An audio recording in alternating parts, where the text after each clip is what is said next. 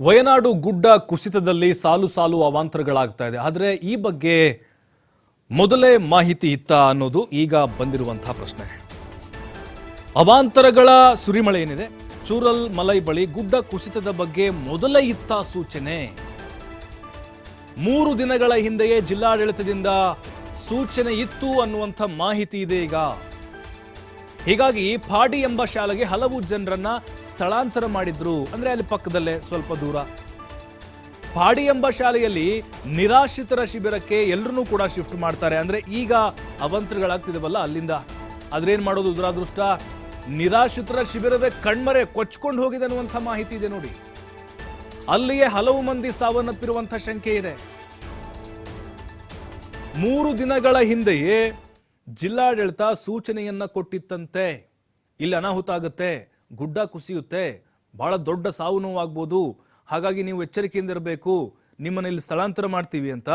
ಪಾಡಿ ಅನ್ನುವಂಥ ಒಂದು ಶಾಲೆ, ಪಾಡಿ ಅನ್ನುವಂಥ ಒಂದು ಹಳ್ಳಿ, ಅಲ್ಲಿ ಶಾಲೆಯಲ್ಲಿ ಅಲ್ಲಿ 100 ಜನರು ಶಿಫ್ಟ್ ಆಗಿದ್ರು. ಆ ಶಿಫ್ಟ್ ಆಗಿದ್ರಲ್ವಾ, ಅಲ್ಲಿನೇ ಅನಾಹುತ ಆಗ್ಬಿಟ್ಟಿದೆ. ಅಂದ್ರೆ ಈ ಚೂರಲ್ ಮಲೈ ಬಳಿ ಅಥವಾ ಈಗ ಮುಂಡಕೈ ಏನು ಹೇಳ್ತೀವಿ ನಾವು, ಈ ಪ್ರದೇಶಗಳಲ್ಲಿ ಅನಾಹುತಗಳಾಗುತ್ತೆ ಅನ್ನೋದು ಮೊದಲೇ ಎಚ್ಚರಿಕೆಯನ್ನು ಕೊಡಲಾಗಿತ್ತು ಅನ್ನೋದು ಗೊತ್ತಾಗ್ತಾ ಇದೆ. ಆದ್ರೇನ್ ಮಾಡೋದು, ಆ ನಿರಾಶ್ರಿತರ ಕೇಂದ್ರವೇ ಶಿಬಿರ ಏನಿದೆ ಅದೇ ಕಣ್ಮರೆ ಆಗ್ಬಿಟ್ಟಿದೆ. ಅಲ್ಲೇ ಹಲವು ಜನರು ಸಾವನ್ನಪ್ಪಿರುವಂತಹ ಅನುಮಾನಗಳಿದಾವೆ.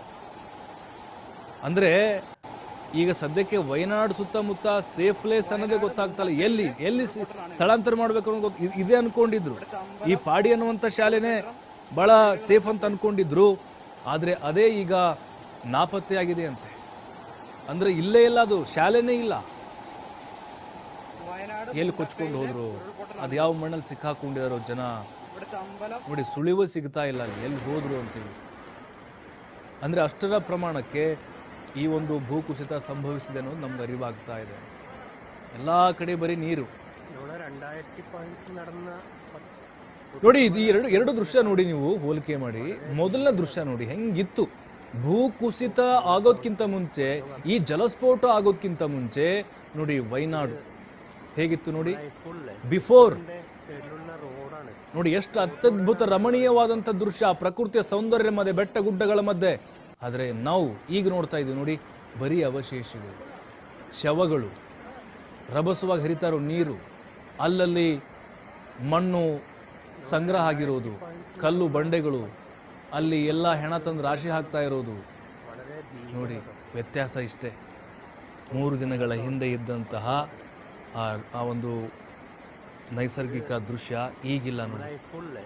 ಪ್ರಕೃತಿ ಯಾವ ರೀತಿ ಮುನಿಸ್ಕೊಂಡಿದೆ ಅಂತ ಹೇಳಿ